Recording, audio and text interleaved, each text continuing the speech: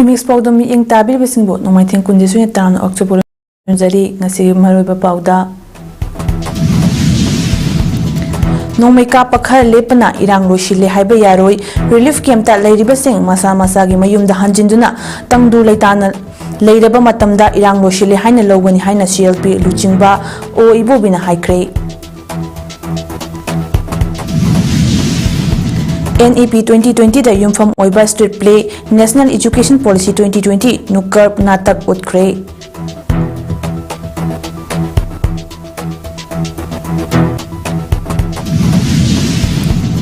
Pumlen pat tungi mural gi damakta kanbiu haibagi wakat mpham chathakre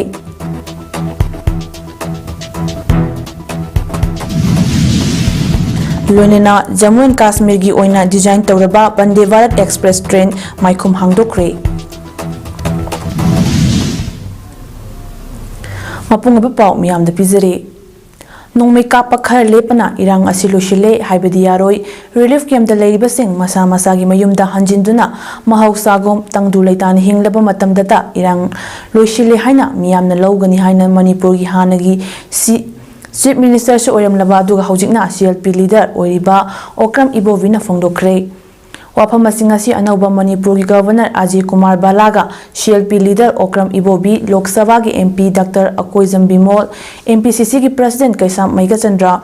Khundrapam SC gi MLA Thoksom Lokesor Sugunu SC gi MLA K Ranjit Amadi Khangaboy SC gi MLA Surya Kumar Okram yauna party SC gi maroiba luchingba kayana Manipur gi hojik oriba phibam masigi matangda Manipur gi Governor Unnaruraba matong Paumi Singa Unaba amada wafam asi o Ibobina fongdokhibani CLP leader Okram Ibobina makha taraduna hai hojik Mekola relief camp ta luhongba kuidriba maunha masu thauri yanuna leikidre mahakta natana mamangdusu sikhiba kaya leikre masi pumnama kokhanaba IDP sing masa gi maramda hanjinnaba athuba da honabiu amadi Aikogi maikaidagi su pangba yabanga mating pangkani haina governor gi mafamda fongdok namki loinana lamdamasi santi laknanaba hiramda governor na hanglakpasing positive oiba suggestion pirambaga loinana athobada santi puroknaba honaminasi matam sangna Manipur gi miyamsi warakle haina party gi maikaidagi su governor da PAODAM ki haina su fongdoki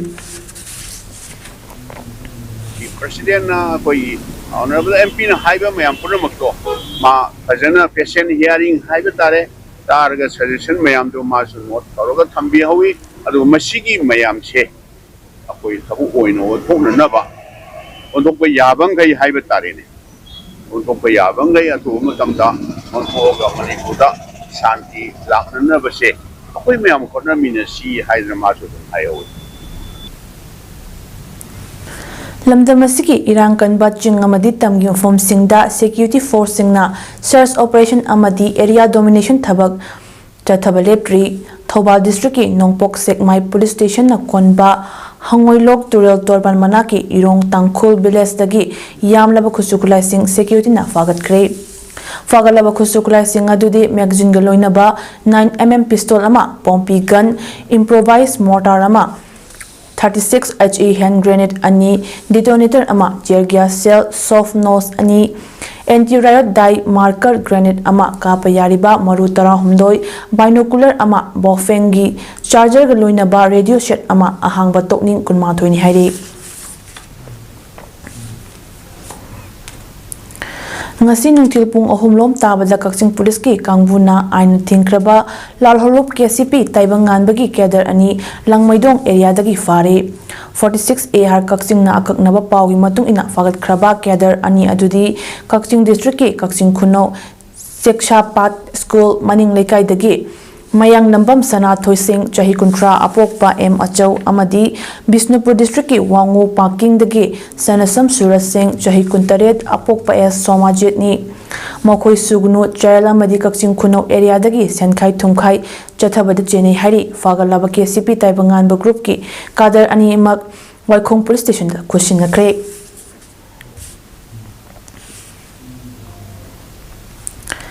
ngasiso Imphal East ki lamlai kendra gi manung channa leiba yangang popi santi khongbal gi labuk ta Imphal East ki tungan bam kaya dagi lakpa maira paibi ima singna yangang popi uyok ching thamna popi uyok ching na chingma fam singda lambi semduna state force amasung center force thamgadabani haina khongjang changsilli ngasi humni shuba oina mafam kayada lena paibi ima singna inglaba ningtham tha amasung nong marakta yamna wana khongjang makha chathari nakal amaromdana pamdaba thodok sing thokdanaba central force amasung state force singna yamna kanna mafam kayada ngak senbaki thabak chathari hojik fawbi oina pamdaba thodok thokpa leitri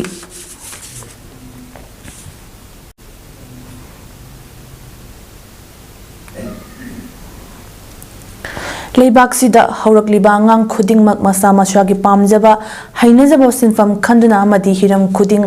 khanghan haihannaba amadi matik chaba citizen amamam oinaba pandamda haudokliba National Education Policy 2020 miyamda khanghanaba Manipur University gi Vice Chancellor Professor Naurem Lokendra Singh gi meeting makhada Manipur University gi Sarthi Singna Tonganba College Singda awareness pinaba NEP 2020 da yumpham oiba nukkar nataki team Manipur University ki Vice Chancellor Professor N Lokendra Singna Manipur University Kanchipur dagi ngasi lamthakre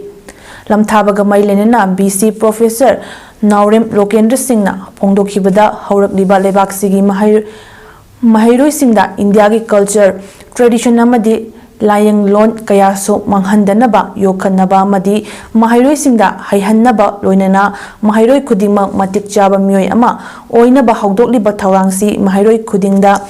khanghanbada street place na achoba mating oidagani thajai haiki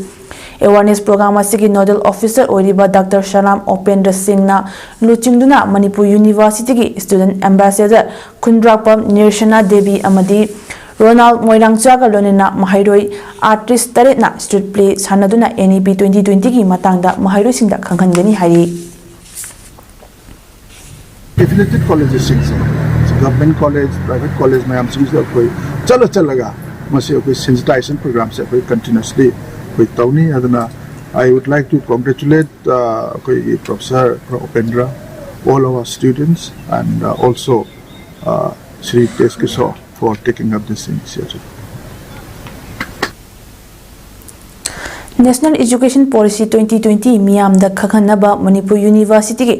Vice Chancellor Professor Naurem Lokendra Singh gi meeting makhada Manipur University gi NEP Sarthi Singna Bishnupur District ki tonganba college marida NEP 2020 da yumpham oiba street play National Education Policy 2020 nukkar natak ngasi utkre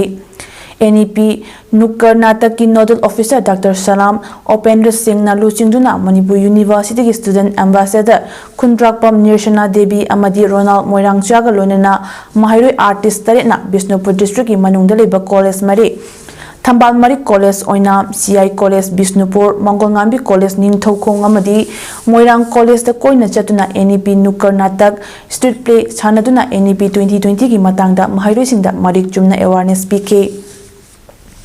Mangolngambi College Ningthaukhong Economics Department Head KS Nolinina Phongdokhibada ngasi uliba NEP Nukkar Natak asina street play gi mawongda mahairoi singda awareness pibiba asina hana khanglamdaba kaya khanghanba ngamle asigumba awareness ki khongthang ama lokhat pirakliba asida Nukkar Natak ki team amadi Manipur University ki Vice Chancellor Professor Lokendra Singh busu haninga letena thagali haiki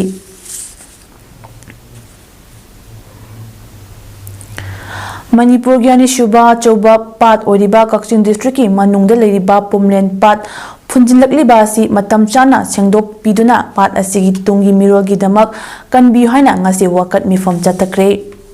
Pumlen Lake Development Organization PLDO amasung All Tok Paching Maira Paibi Welfare Association ATMPWA anina khusam naduna ngasi Kakching District ki Tok Paching Kaithel da Chathakiba Wakat Mipamaduda All Tok Paching Maira Paibi Welfare Association Executive Member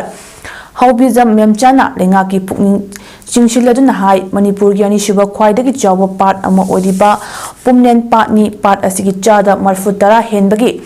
Mathakta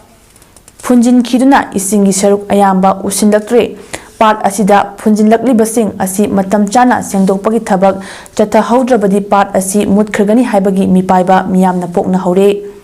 Part asigi fiba Manipur lenga ki Chief Minister N Birena Kumjali Singani Kulhumdogi February kunda yengsin khibaga lonena chahi adumakki August tha fawbada sengdoktuna pumlang langhangani haina ꯃꯤꯌꯥꯝꯗ ꯊꯥꯖꯕ ꯄꯤꯈꯤ ꯑꯗꯨꯕꯨ ꯃꯅꯤꯄꯨꯔꯗ ꯊꯣꯛꯂꯤꯕ ꯀꯥꯡꯂꯨꯞꯀꯤ ꯏꯔꯥꯡ ꯑꯁꯤꯅ ꯃꯔꯝ ꯑꯣꯏꯔꯒ ꯄꯥꯠ ꯑꯁꯤ ꯁꯦꯡꯗꯣꯛꯄꯤꯕ ꯉꯝꯈꯤꯗ꯭ꯔꯕꯁꯨ ꯁꯤಎಂ ꯕꯤꯔꯦꯟꯅ ꯄꯣꯝꯂꯦꯟ ꯄꯥꯠ ꯁꯦꯡꯗꯣꯛꯄꯤꯗꯨꯅ ꯄꯨꯝꯂꯪ ꯂꯪꯍꯟꯒꯅꯤ ꯍꯥꯏꯕ ꯋꯥꯐꯝ ꯄꯣꯝꯂꯦꯟ ꯄꯥꯠꯀꯤ ꯑꯀꯣꯏꯕꯗ ꯈꯨꯟꯗꯥꯔꯤꯕ ꯃꯤꯌꯥꯝꯅ ꯉꯁꯤꯁꯨ ꯊꯥꯖꯕ ꯊꯝꯂꯤ ꯃꯃꯥꯡ ꯆꯍꯤꯁꯤꯗ ꯄꯥꯠ ꯑꯁꯤ इसिंगी इमाई नेमना लेबना पाट असी सेंगबदा खुदोंग चाद्रबसु सही असीददी इसिंगी इमाईसु वांखतपना पाट असी सेंगबगी चप चाब मतम हाइबदुसु ओइरे मनम अदुना पाट असी अथुबा मतमदा सेंगदोक पीबगी थबक अदु पाइखतबियो पुमलेन पाट असीगी अकोइबदा खुंदारिबा खुन कुंतरुकी मियामगी हिंगनबगी पुकचाक पुमलेन पाट ओइजरिबनी हाइनसु लेंगाकी पुंगनिंग चिंसिलखी ngasi wakal mifam aduda pumlen pat kanbiu tungi mirol gidamak pumlen na aikugi thawaini athubada pumlen pat sengbiu sep pumlen shape environment amasong athubada pumlen sengba hobiu haina iba play card sing paike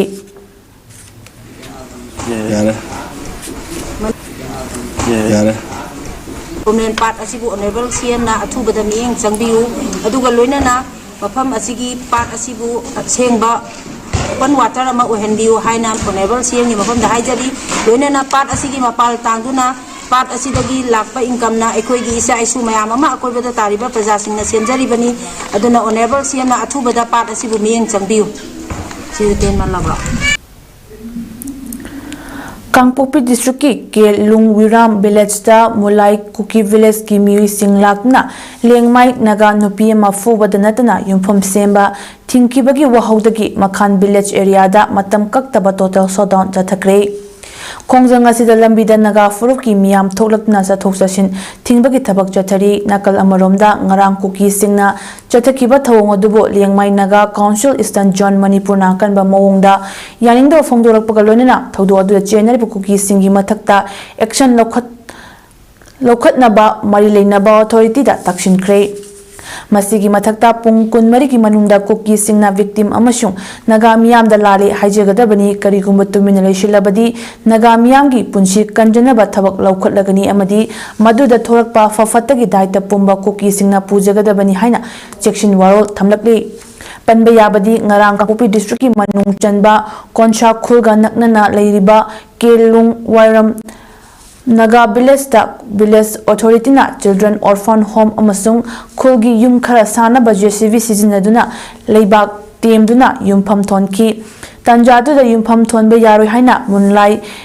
Kuki Village ki naha singna law khongduna laklaga athingba pibada natana chahi miyai chalabi lung waram Naga Village ki nupi amada khut tharakpagi thodok thokibani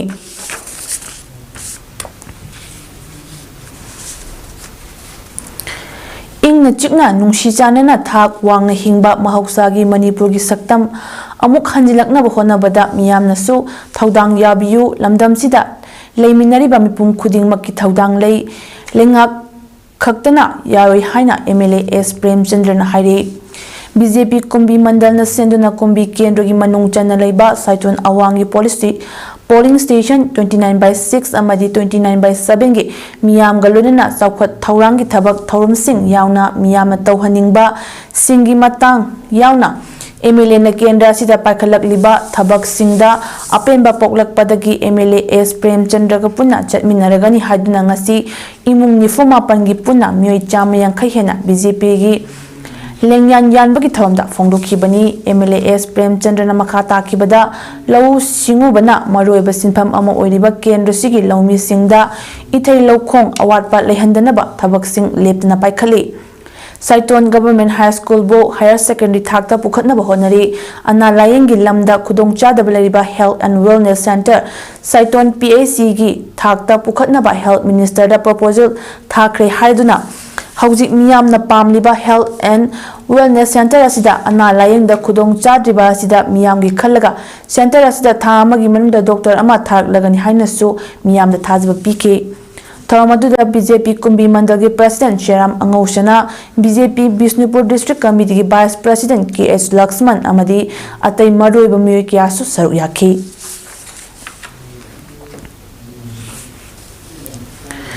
Imphal East District ki Khundrakpam SC ki Manung Chenba Khundrakpam Makha Lekai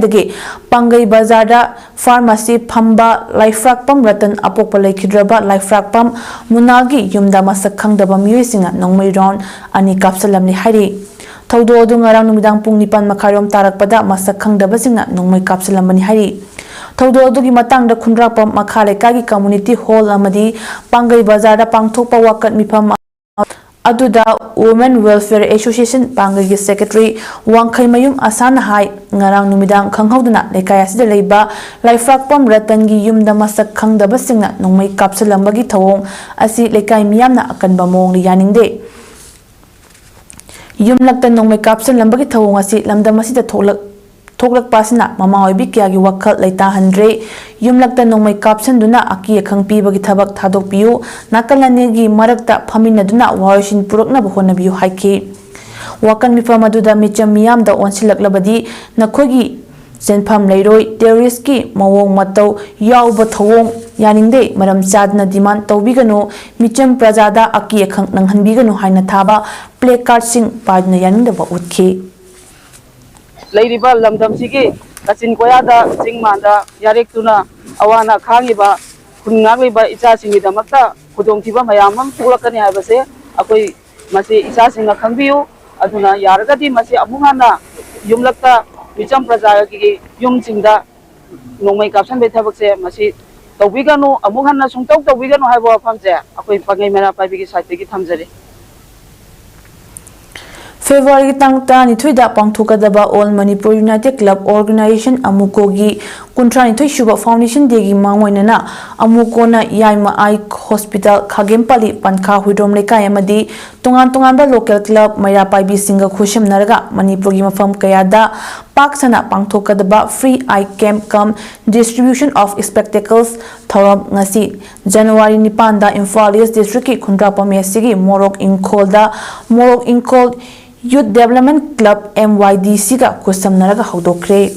hawdokpagi thoram asida Amuko gi President Fairoizam Nandoluwang Vice President MM Thambau Secretary Finance Momocha takhilamam amadi Executive Member Maibam Premjit LS Thabi saruk yake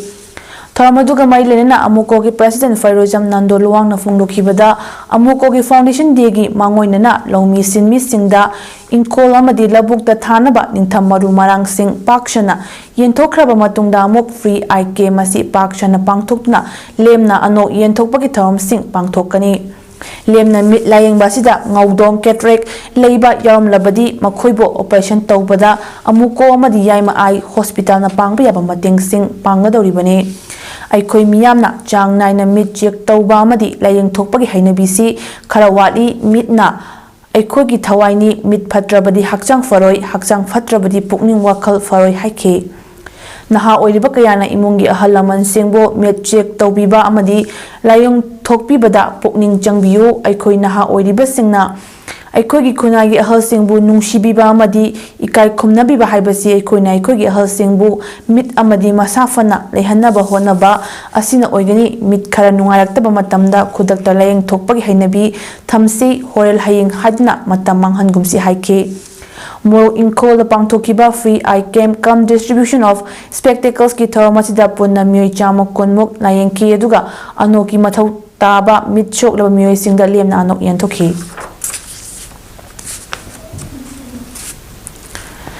Chavi Sahayog Foundation Manipur Prantna Dev Des Pratishthan Mumbai Masung Dr. Mane Medical Center and Research Foundation ga khusam narga Hairok Part 2 Maning Lekai da Cervical Cancer Awareness Month observe tawbagi thorom ngarang pangthokre thoramado miyam da cervical cancer matau karam na ngakthokani nganna khangdoknaba amasung layengbaga mailena chang naina screening tawba amadi vaccination tawbagi maruoibagi matangda miyam da khanghanaba pangthokpani pangthokiba thoramadu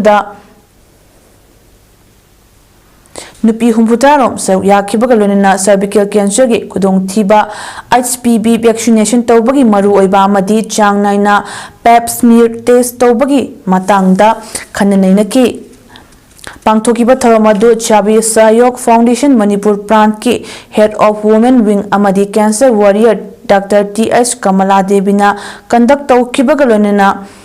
Dr. N. Premi Devi, Member CSF, Manipur Pran Amadi, Momoka Salam, Sub-Editor Impact TV Su Sarugyaki, Tharongga Mailenena, Dr. T.S. Kamalana Fongdoki Bada, Aikogi, Misandi Nupi Singbo, Cervical Cancer Nahanda Bahaibasini, Awareness Program Pangtokuna, Nupi Singbo, Makogi Haksel Fagat Handuna, Hena Sakti Lehen Bani Hariduna, Government Amadi Private Sector Singaso, Workshop Sing, Awareness Program Sing Amadi, Screening Amadi, Detection Tobagi Program Sing Pangtoknaba, Chabi, Sayok Foundation bu Sogat Piba Darkar Oi Hai Tharonggi Loisilakpada Sarugyaki Nupi Singna, Manipur Cancer Muthat Asi Haibagi Kolau Lauki.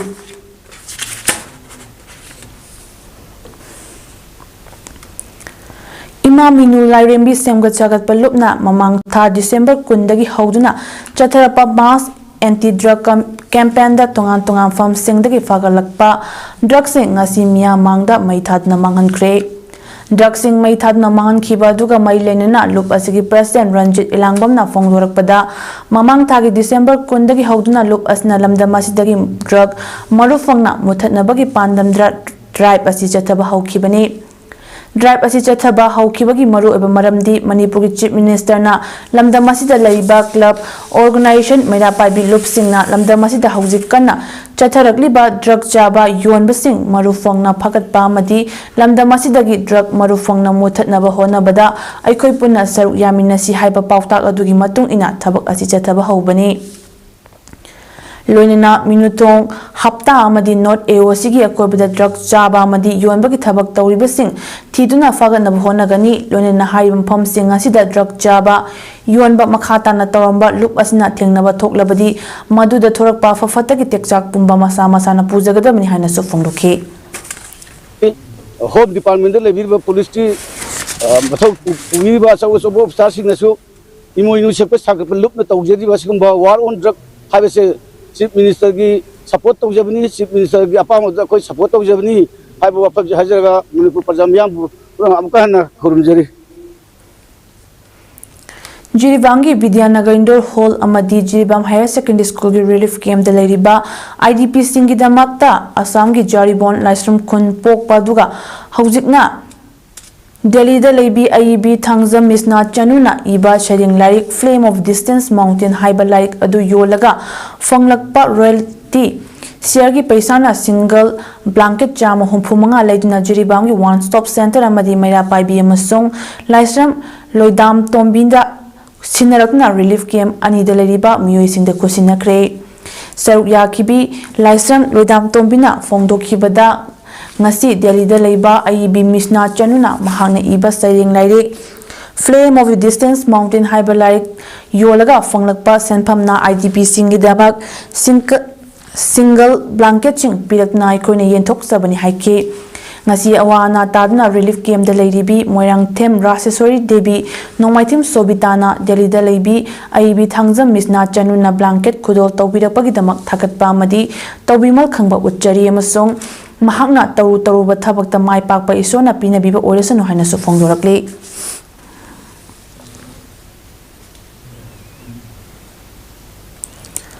Luangdong Sports Union Committee na Sinduna January Tang Tara Humdudagi Tang Kunmari Fauba Pangtokadoribata Mari Suba Sports Meet 2025 Kangpopi District ki Site 2 Gamfajol Subdivision ki Konsharam Kunda Pangtoklagani Sport Meet Asida Maruina Nupa Nupigi Football, Volleyball Amadi Cultural Program Sing Yauna Pangtokadoriba Sports Meet Asida Miyamna Saru Yabiu Amadi Mating Pangbiu Haina Luangdong Sports Union LSU gi President Halakbau Abon Maina Fongdorokle Luangdong Sports Union Committee Maikidagi Thadrokpa Pawasina Makhatana Fongdorakpada Sports Meet Alsigi Motto di Unity, Love and Sacrifice Through Sports Haibawa Kalonda Sport Meet Asi Pangtokadabani Hari Sport Meet Asi January Tangta Maidau Khul 44 SCG MLA Ramuiba IAS Ritiana Chief Guest Oina Hongdokani January Gitang Tama Panda Cultural Githaramda former MP candidate Dr. Alishan Abon Maina Chief Guest Oigani Aduga January Gitang Kulhumdoida Lushinbagi Tharamasida Nungba 54 SCG MLA Oibatanatana Hill Area Committee Manipur Chairman D Gangmaina Chief Guest Oiduna Tharamasi Lushingani Football Champion the case prize oina lupa lakh ama runner up ta lupa lising humfuga loinana trophy medal su yawi aduga volleyball gi champion da case prize oina lupa lising yankai runners up ta lupa lising kuntra ga loinana trophy medal su yawi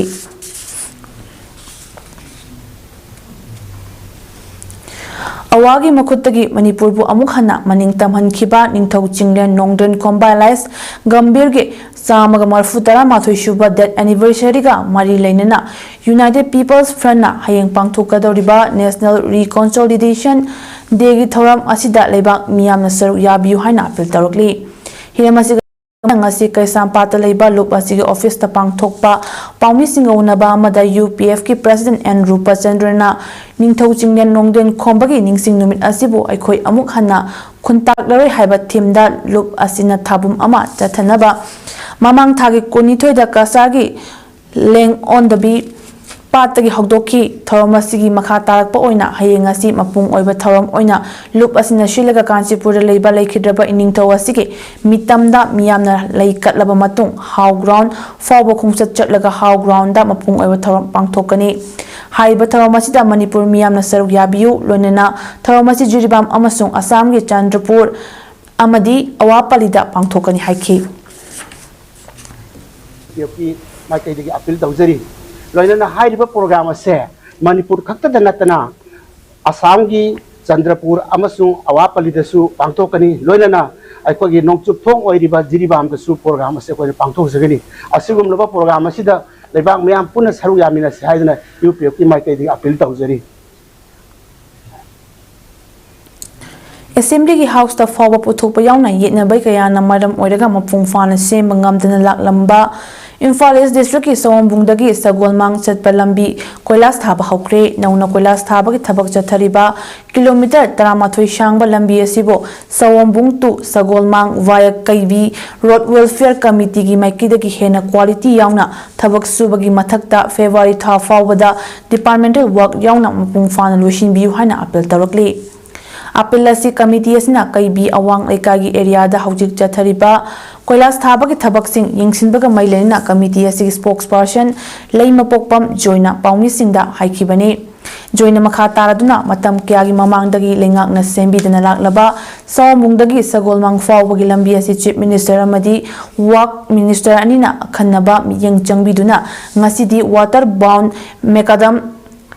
WBM anirak logduna quality leina thabak shuba hawrakpa si apen bapoi loinana haujik lem hauriba saruk singa sisu BMW loba yauna atei lem hauriba departmental work singa dubo athuba matamda shuba haubiduna lambi asida chatliba miyamna thengnariba awaba kaya si kokhanbiu haiki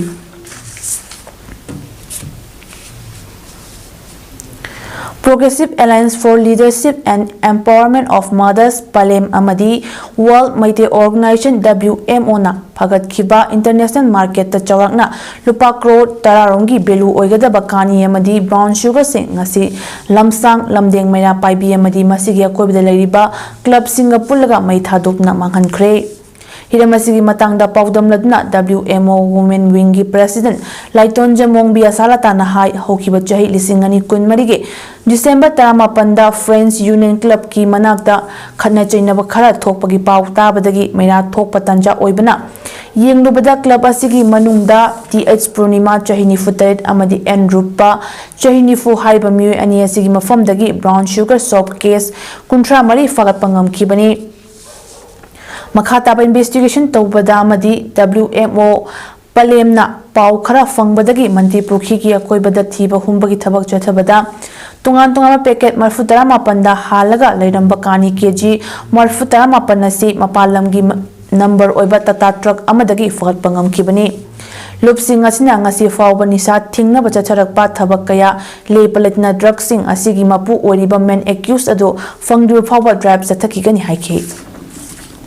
gidamagta mama oiba akhoi khudingmak henjanna isa singsi karamba niti niyom da chatli karamba kanglon da leiri ya hanjilakpa matamda isa singai khoiga yamna nungsiba mawongda akhoi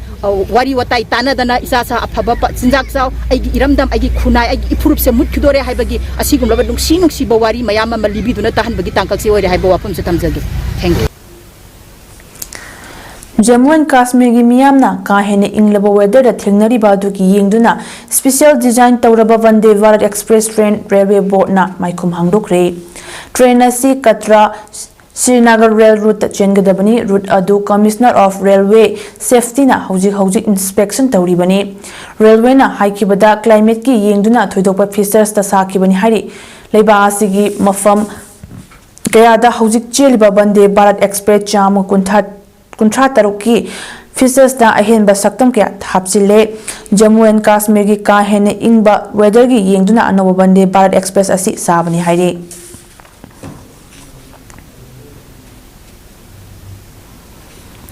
Chhattisgarh gi Bijapur district ta Ninthaukaaba numit na bomb sijinaduna gari thugaiduna hatkraba security personnel nipangi manungda mangadi hana Naxalite oirambani hairi makoi nationalism thadok of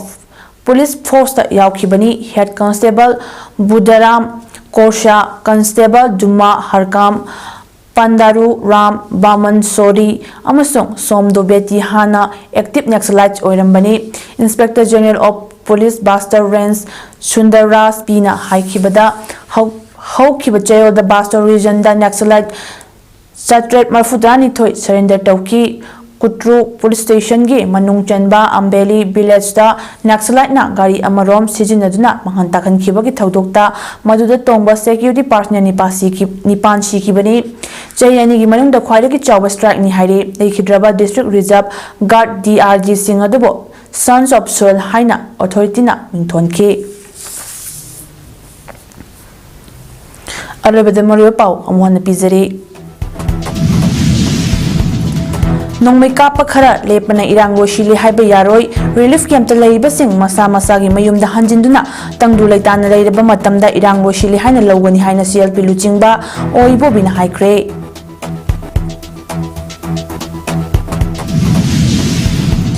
NEP 2020 the Yumpham Oiba Street Plate National Education Policy 2020 Nukkar Natak Utkre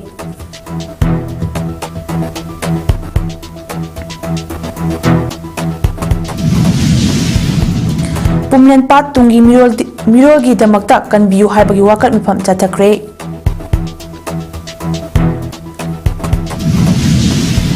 Loinana Jammu and Kashmir gi oina design tawraba Vande Bharat Express train maikum hangdokre